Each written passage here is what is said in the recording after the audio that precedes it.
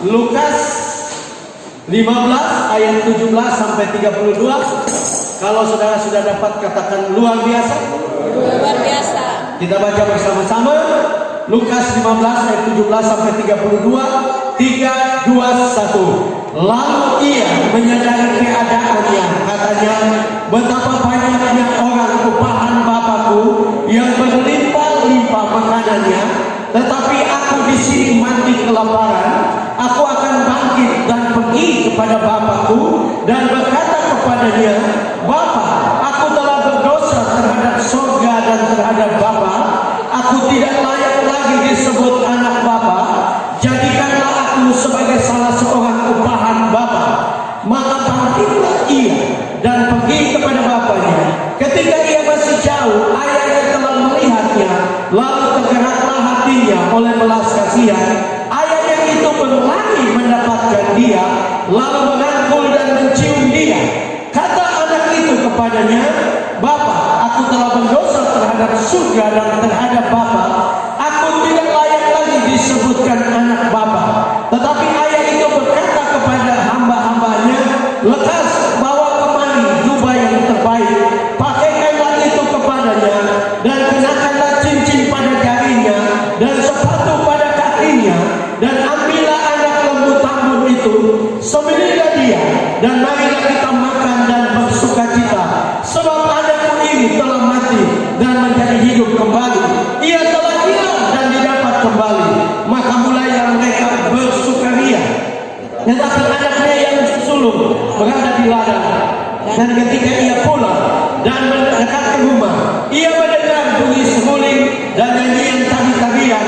Lalu ia memanggil salah seorang hamba dan bertanya kepadanya, apa artinya semua itu? Jawab hamba itu, adikku telah kembali dan ayahmu telah menyembelih anak lembu tambun, karena ia mendapatnya kembali dengan sehat.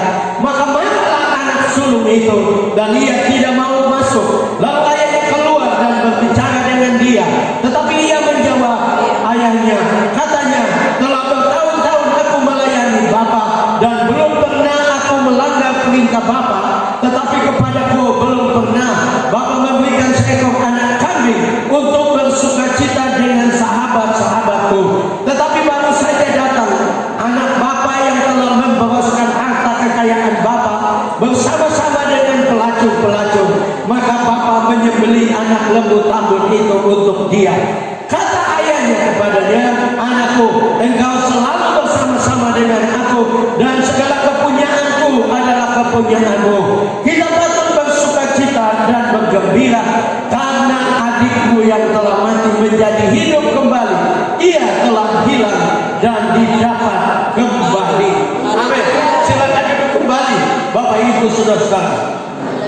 Nah, pagi ini saya ingin berkhotbah dengan judul sukacita terbaik yang disiapkan oleh Bapa. Amin. Saya percaya orang Kristen, apalagi kita orang Pentakosta, ciri utama adalah sukacita. Amin. Saya waktu ketemu dengan Opa, saya lihat luar biasa. Opa sudah 42 tahun ya di desa Pangeran, di tempat ini, tapi penuh dengan sukacita. Amin. Saya percaya karena ada Tuhan dalam kehidupan kita. Amin. Kehadiran Tuhan itu sesuatu yang mengubah kita. Tetapi kalau kita ingin mendapatkan sukacita yang benar, kita harus hidup sungguh-sungguh menjadi anak Bapa. Oh ya, terima kasih. Kita harus hidup sungguh-sungguh untuk menjadi anak Bapa. Karena Bapak Ibu Saudara-saudara, sekalipun kita adalah anak Bapa, kita bisa terhilang. Amin. Amin. Ya. Coba korek di sebelah, jangan ngana terhilang ya. Korek di sebelah supaya dia tahu dia jangan terhilang. Kenapa?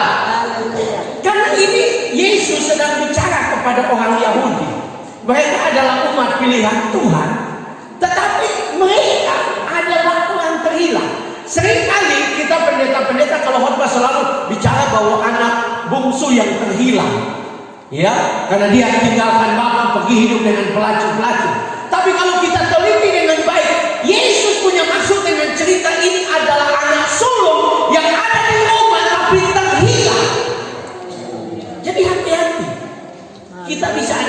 gereja tapi terhilang. Haleluya. Ya, dua-dua butuh pertobatan. Yang bungsu dan yang sulung butuh pertobatan. Kita semua butuh pertobatan. Saya juga perlu bertobat. Jangan pernah kita pikir kita sudah Pentakosta jadi tidak perlu bertobat. Kita semua perlu bertobat. Paulus waktu dia berkata bahwa aku juga berdosa, kata yang dipakai itu bahasa asli Yunani. Itu dulu saya berdosa, sekarang saya berdosa. Sekarang pun saya masih dalam dosa. Dalam pengertian bukan dikuasai dosa, tapi masih gagal. Kadang-kadang gagal. Ya. Tetapi Tuhan mau supaya saya dan saudara betul-betul kembali sehingga kita punya sukacita. Kalau kita tidak sungguh-sungguh bertobat, nanti hidup kita, Bapak Ibu Saudara, tidak menjadi berkat, menjadi batu sandungan. Ya. Nah, Bapak Ibu Saudara, saya senang kawin dengan orang Sanggeh. Karena kebanyakan orang Sanggeh itu lucu-lucu, ya. Mereka selalu punya cerita lucu, ya. Pernah saya dengar katanya Ungke, ya. Ungke ini dia gereja, rajin gereja, tapi belum bertobat betul, ya. Tidak ada di sini. Ya. Tidak di sini. Semua di sini sudah bertobat, amin. Loh, kenapa sudah tidak amin? Masih amin. Amin. Amin. Ya. Nah ini Ungke hidup tidak bertobat. Dan dia kerja dengan bos di Bitung di kapal ikan. Ya. Jadi orang pergi dia keluar cari ikan. Ya. Cari ikan begini sepanjang malam sampai pagi tidak dapat ikan. Jadi Ungke ini mulai kecewa, dia bos mulai kecewa.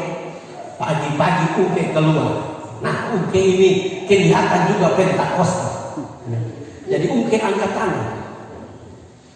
Dia tahu di kampung ada bangun gereja, jadi Ungke angkat tangan. Tuhan, kalau Tuhan kasih ikan, kita janji. Ya. Kita kasih semua untuk bangun gereja. Ya. Nah Ungke ini kan bekerja. Waktu dia bos dengar bos bertanya, Ungke, ngana ini berjanji sembarangan dengan Tuhan. Naik kapal. Terus Ungke bilang, bos, tenang. Tuhan tak boleh atur. Ternyata Tuhan itu baik. Amin. Tuhan itu baik gak? Baik. Beberapa menit kemudian Tuhan ketemu ikan. Wow, banyak sekali. Perahu mulai penuh. Ya. Nah, bos ini kan tidak bertobat. Jadi pulang, orang tidak kasih ikan. Nah waktu Ungke punya perahu, orang mulai dekat di kampung. Ungke lihat begini, ada asap besar naik. Ungke turun dan kemudian sampai rumah sudah bakar. Ungke lari begitu, orang lari dari kampung datang. Ungke, ngana rumah sudah bakar semua. Ungke berdiri angkat tangan lagi. Ungke bilang, Tuhan, jangan bawa persoalan di laut datang di darat Tuhan. Nah kalau kita hidup tidak benar, persoalan di laut bisa jadi di darat. Ya. Artinya Tuhan mau supaya saya dan saudara menikmati kehidupan ini. Tuhan mau supaya kita hidup dan menjadi sungguh-sungguh menjadi anak. Ya, karena Bapa kita adalah Bapa yang terbaik. Amin. Bapa kita Bapa yang terbaik bukan sekedar di lagu, tapi saudara dapat mengalami itu dalam hidup saudara. Amin. Saya mengalami itu dalam hidup saya. Saya percaya Opa dan Oma juga mengalami betapa dia adalah Bapa yang terbaik. Amin. Kalau kita sungguh-sungguh hidup bagi dia, takut akan dia, hidup benar, hidup percaya kepada dia, hidup dalam pertobatan, saya percaya kita adalah orang Kristen yang paling bahagia. Amin. Karena kita punya hidup ini penuh dengan kepastian. Kenapa banyak orang di luar sana tidak bahagia? Karena mereka tidak pasti. Ya, tidak pasti ke surga, jadi stres. Tidak pasti hidupnya diberkati Tuhan, jadi stres. Ya. Kalau tidak, Bapak Ibu Saudara, nah ini Yesus menceritakan kalau saudara membaca, ya bagian kitab ini pasal 15 secara khusus, Itu Yesus sedang bicara tentang orang atau pribadi atau sesuatu yang terhilang, ya. Mulai dengan mulai dengan dirham, mulai dengan anak domba yang terhilang. Tetapi intinya Tuhan mau kita kembali, kita sadar bahwa di luar sana tanpa Tuhan hidup kita akan hancur. Perhatikan anak yang bungsu ini, ya. Alkitab mengatakan bahkan dia mau makan makanan babi saja tidak dikasih. Bayangkan. Ada penafsir yang mengatakan saudara, babi bagi orang Yahudi itu adalah binatang najis, dan mereka menganggap bahwa karena babi itu najis, babi itu setan. Ya. Cuma Gilbert bikin lucu, dia bilang kita orang Kristen ini sebenarnya tidak perlu takut setan, ya. Karena Alkitab menceritakan waktu Yesus mengusir setan di Gadara, itu setannya masuk di mana? Babi. Ya. Setan masuk di babi. Dan saya dan saudara makan babi. Kita suruh lipat babi dari setan-setan semua. Jadi kita tidak perlu takut. Tapi jangan kita masih hidup dengan babi. Ya. Tuhan mau supaya saya dan saudara sungguh-sungguh dalam kehidupan kita menikmati. Karena Bapak Ibu saudara, Yesus sedang menceritakan kisah ini untuk menggambarkan betapa pentingnya saya dan saudara di hadapan Bapa. Amin. Kita orang-orang yang penting. Kenapa? Di Timur Tengah itu Bapak Ibu saudara, itu orang atau anak atau posisi orang itu ada 3 kedudukan. Yang pertama adalah orang upahan. Orang upahan itu dia datang kerja, habis kerja dapat gaji pulang. Tapi kedudukan yang berikut adalah hamba. Ya, hamba itu boleh kerja, makan, boleh tinggal. Tadi orang upahan tidak boleh tinggal. Dia hanya kerja, habis kerja pulang, dapat gaji pulang. Kalau hamba tinggal, tapi dia tidak punya hak apa-apa. Dan Yesus mengatakan bahwa kita adalah anak. Nah, kalau kita adalah anak, Bapak Ibu saudara-saudara, kita akan menikmati semua berkat Bapa. Amin. Berkat kesehatan, berkat kelimpahan, berkat keberhasilan, kesuksesan, saya dan saudara akan nikmati karena kita ada anak. Amin. Bahkan kalaupun kita jatuh di dalam dosa, perhatikan kalau saudara baca ayat sebelumnya, anak itu sudah siap kata-kata. Dia bilang dia sudah siap. Aku telah berdosa kepada sorga dan terhadap Bapa. Jangan jadikan aku anakmu, jadikan aku orang upahan. Dia mau, karena dia berdosa, dia rasa dia harus turun paling rendah, yaitu orang upahan. Tapi kalau saudara baca waktu dia sampai di Bapa, dia baru bilang aku telah berdosa terhadap sorga dan terhadap Bapa. Bapa langsung potong. Kenapa? Karena Bapa tidak mau. Dia tidak sadar, dia menyadari bahwa dia lagi bukan anak. Bapa mau supaya apapun terjadi, kita gagal, kita berdosa, selama kita mau kembali kepada Bapa, kita adalah anak. Kita adalah milik kesayangannya. Dia mau memberikan kita. Tapi Tuhan mau kita kembali. Tuhan mau kita bertobat. Dan dia mau berikan yang terbaik. Amin. Ya, saudara-saudara kita dari agama sebelah suka bilang bahwa orang surganya Kristen itu penuh dengan pelacur-pelacur. Orang tidak mengerti apa maksudnya. Bahwa pelacur-pelacur yang bertobat akan masuk dalam kerajaan surga. Amin. Orang-orang jahat akan masuk. Yang penting bertobat. Amin. Dan kita semua perlu pertobatan. Dan pagi ini Bapak Ibu saudara, saya akan bicara 2 hal. Sukacita terbaik disiapkan Bapa. Yang pertama adalah pesta pemulihan hidup kita. Tuhan mau pulihkan saya dan saudara. Amin. Jangan merasa Pak Pendeta saya sudah terlalu berdosa. Justru Yesus datang untuk orang berdosa. Amin. Kedatangan pertama adalah untuk orang berdosa. Dan sebelum dia datang kedua kali, dia masih tetap dia datang untuk orang berdosa. Dia mau supaya saya dan saudara mengalami perubahan. Kisah ini menggambarkan bahwa siapapun kita perlu untuk pemulihan. Amin. Karena itu yang Bapa mau. Ya. Saya melihat memperhatikan dengan kisah ini, karakter orang yang pergi kepada Bapa dan mau supaya dipulihkan, Bapak Ibu Saudara-saudara, yang pertama adalah ia menyadari keadaannya. Ia menyadari keadaannya. Bapak Ibu Saudara-saudara, persoalan dengan banyak orang Kristen adalah kenapa mereka tidak mengalami pemulihan? Mereka tidak sadar tentang dirinya. Mereka rasa aman-aman, merasa baik-baik. Saya mau katakan Tuhan mau supaya kita sadar.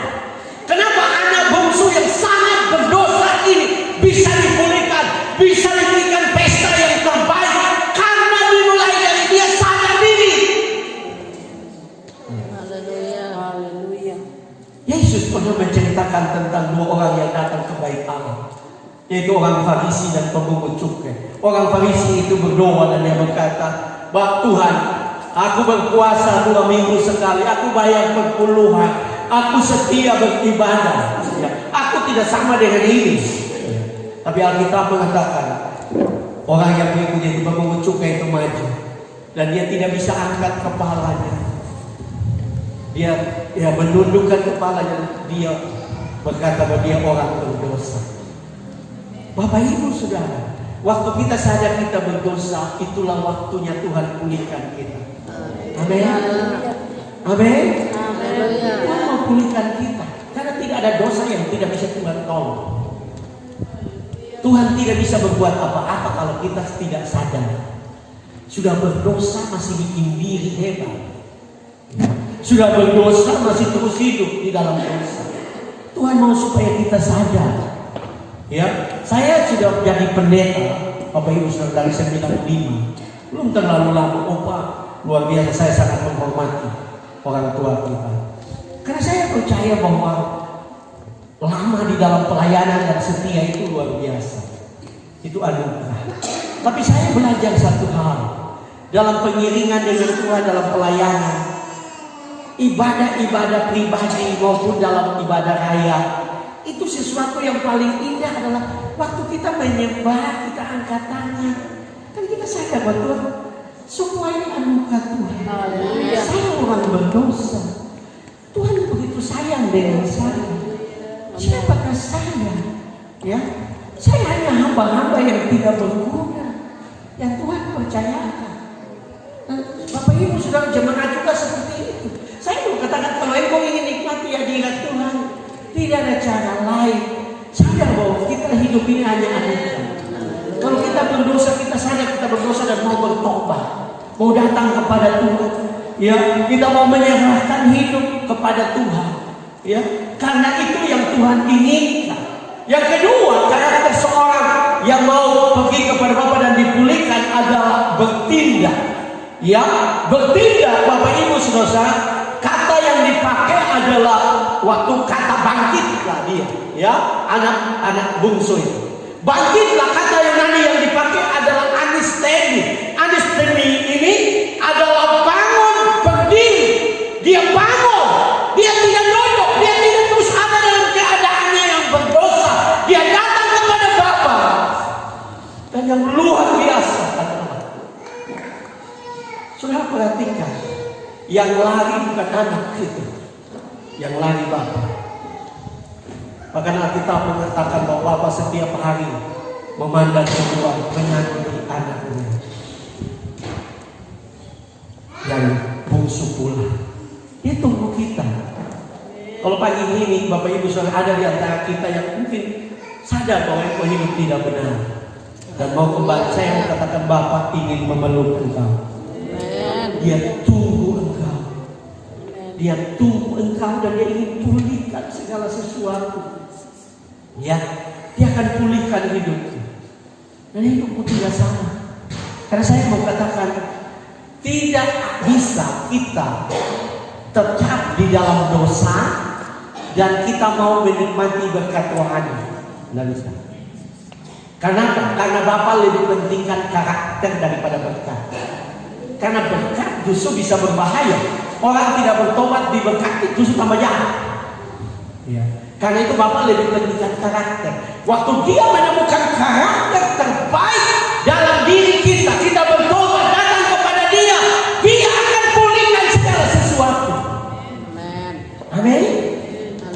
dia akan pulihkan segala sesuatu. Perhatikan Bapak Ibu Saudara-saudara, apa yang dilakukan ya oleh Bapa ya waktu anak ini kembali. Alkitab mengatakan yang tadi kita baca ya, yang pertama adalah dia berada di dalam pelukan Bapa. Ya, dia ada di dalam pelukan Bapa. Bapa mau supaya saya dan saudara ada di pelukan dia. Amin. Amin. Dan pelukan Bapa bicara tentang diterima, disayang. Bukan banyak orang stres, kemudian hidup mabuk, hidup bahugel. Kenapa? Karena mereka seringkali merasa tidak diterima. Ya. Memang tidak semua. Ada orang bilang memang dia suka bahugel. Tetapi kebanyakan itu karena mereka tidak diterima.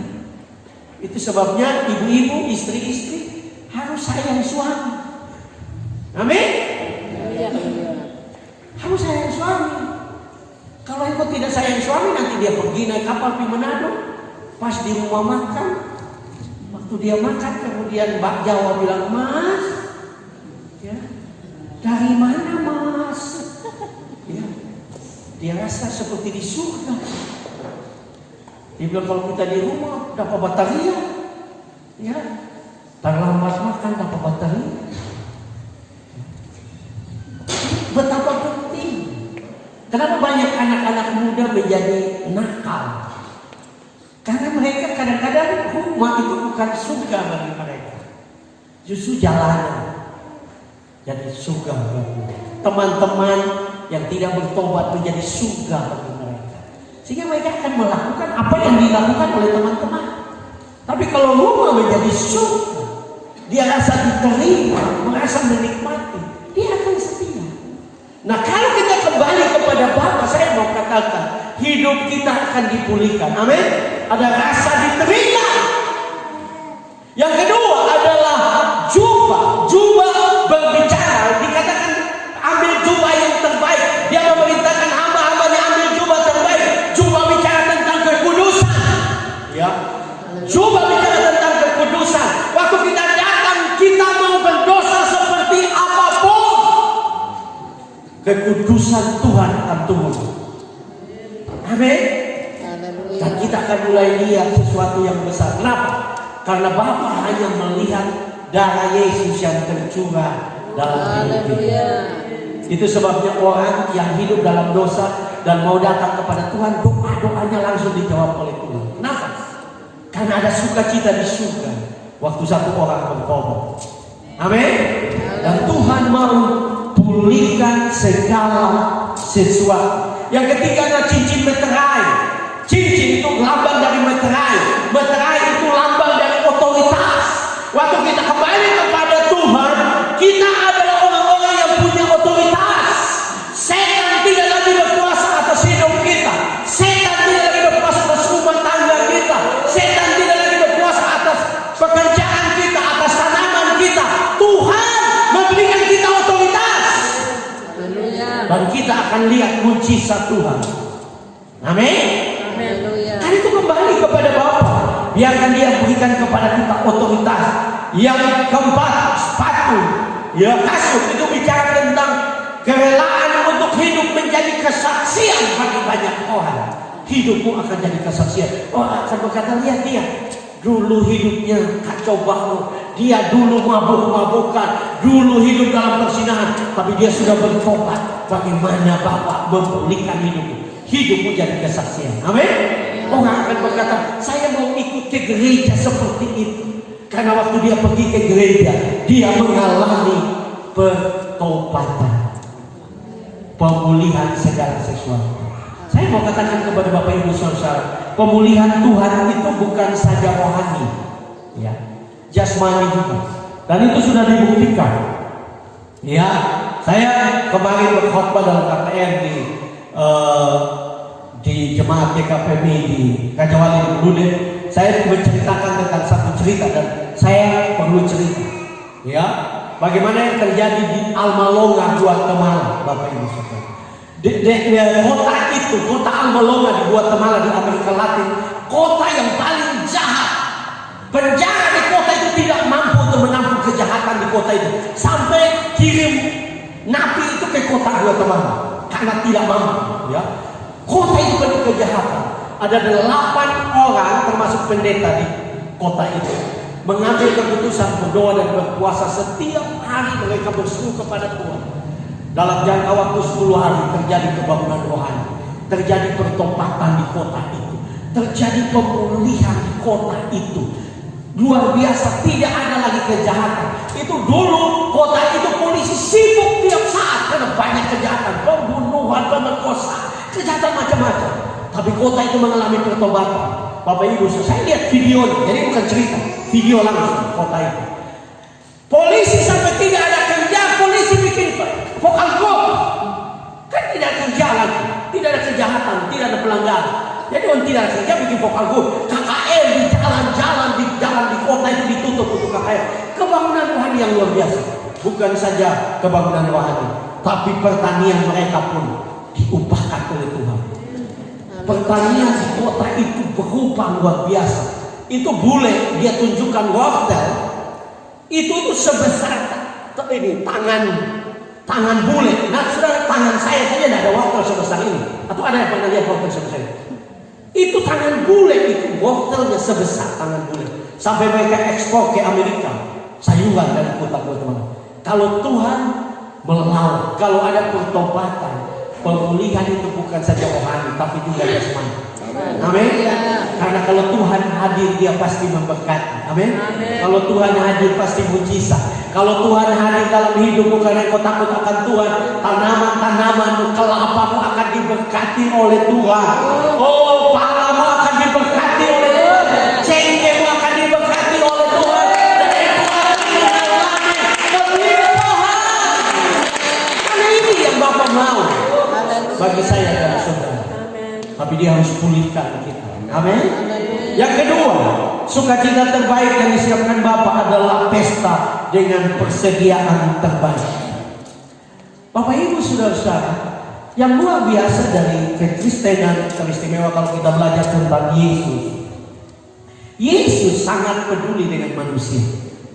Bukan saja secara rohani, secara jasmani. Kenapa? Perhatikan. Ya. Di kisah ini Yesus menggambarkan tentang anak terhilang. Bapak Ibu saudara, dikatakan waktu anak itu sampai dia memberitakan hamba-hambanya menyembelih lembu tambun. Itu gambaran dari lembu terbaik. Amin. Lembu tambun adalah gambaran dari lembu terbaik. Kemudian musik dan tari-tarian sukacita. Tadi kita baca ayat dari 17 sampai 32. Itu ada 4 kali kata sukacita, bergembira, bersukaria. Kata-kata itu menggambarkan tentang suatu sukacita karena kelimpahan. Amin. Memang di dalam Bapa itu ada kelimpahan. Amin. Kalau saudara perhatikan tadi ayat 17. Anak bungsu ini berkata, waktu dia mau makan makanan babi juga tidak bisa. Dia bilang begini, di rumah Bapakku banyak orang upahan dan ada banyak makanan berlimpah-limpah. Ya. Saudara lihat, dia membandingkan makanan babi dan makanan berlimpah-limpah. Artinya ini jasmani kan? Seringkali orang bilang, Bapak Pendeta itu rohani, Tuhan hanya kasih berlimpah secara rohani. Enggak. Kata yang dipakai di dalam bahasa Yunani adalah perisos. Perisos artinya kelimpahan jasmani dan rohani. Waktu kita dipulihkan oleh Bapa, kita mengalami pemulihan dari Bapa. Saya percaya kita akan mengalami pemulihan dalam hal jasmani maupun rohani. Tapi saya percaya yang pertama adalah kelimpahan rohani harus keluar. Kalau kelimpahan rohani sudah di luar, maka jasmani akan mengalir. Amin. Karena itu Yesus bilang apa? Itu hanya tambahan. Carilah dahulu kerajaan Allah dan kebenaran, maka semuanya ditambah. Ayat-ayat sebelumnya Yesus bicara tentang makanan, makan minum, keperluan semua. Dan di ayat 33 dari Matius pasal 6 dia berkata, carilah dahulu kerajaan Allah, maka semuanya ditambahkan. Saya pernah bertemu dengan om dan istri saya dari Belanda datang, dan waktu dia sharing dengan kami, dia bilang kata ditambahkan di dalam ayat itu, di dalam bahasa Belanda itu ditumpahkan. Ditumpahkan. Tuhan mau supaya kita berlimpah. Amin. Amin. Tuhan mau supaya kita penuh dengan sukacita. Ada pesta. Ada pesta, ada sukacita. Ada pesta dalam kehidupan kita. Ya. Ini yang Tuhan inginkan. Kenapa saya berkata seperti itu? Tuhan mau yang terbaik. Karena saya mengalami. Saya percaya Opa juga mengalami. Ya. Saya datang kemarin dengan teman pendeta ke sini untuk ketemu dengan Opa untuk memberitahukan saya siap untuk khotbah di sini pagi ini. Ya. Jujur ya, waktu saya masuk saya kagum. Gereja begitu besar di tempat yang begitu jauh. Ya. Opa ada mobil. Saya percaya karena kesetiaan, kesungguhan Opa dan Oma, Tuhan berkati. Amin. Saya percaya itu juga akan terjadi buat Bapak Ibu saudara-saudara. Karena Yesus sudah buktikan itu. Amin. Yesus sudah buktikan itu. Kenapa? Perhatikan waktu dia memberi makan 5.000 orang. Alkitab mengatakan sisanya 12 bakul. Betul? Kenapa sisa 12 bakul? Itu ada arti yang dalam. Kenapa 12 bakul? Karena Yesus melakukan mujizat itu di antara bangsa Israel. Ada 12 suku Israel. Yesus sedang menyatakan kalau mereka kembali kepada Dia, mereka bertobat, mereka kembali kepada Dia, maka mereka akan berlimpah. 12 suku itu akan berlimpah. Mujizat kedua, memberi makan 4.000 orang. Sisanya berapa? 7 bakul. Ya. Sebenarnya beberapa penafsir mengatakan sebenarnya bukan 7 bakul, 7 keranjang besar. Kenapa 7? Kalau saudara baca waktu orang Israel keluar dari Mesir mengalahkan orang Kanaan, itu ada 7 bangsa besar di luar Israel. Tuhan mau berkata, kalau bangsa-bangsa di luar Israel sungguh-sungguh bertobat dan kembali, mereka juga akan berlimpah-limpah.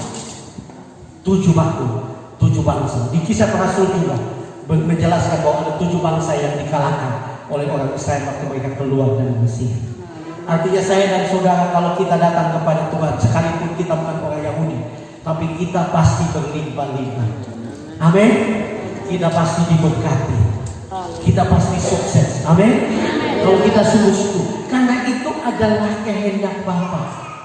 Kenapa? Karena ada tujuan. Di dalam Yohanes 10 ayat 10, Yesus mengatakan pencuri datang hanya untuk mencuri, membunuh dan membinasakan. Tetapi aku datang supaya engkau mempunyai hidup dan mempunyainya dalam segala kelimpahan. Kata kelimpahan itu kata yang sama tadi di ayat 17. Berlimpah-limpah, perisos, kelimpahan jasmani dan rohani. Tuhan mau engkau adalah orang yang bahagia. Tuhan mau untuk engkau menikmati berkat Tuhan. Tapi Tuhan mau untuk engkau kembali. Kalau saudara baca ini yang menyedihkan, anak sulung ada di rumah.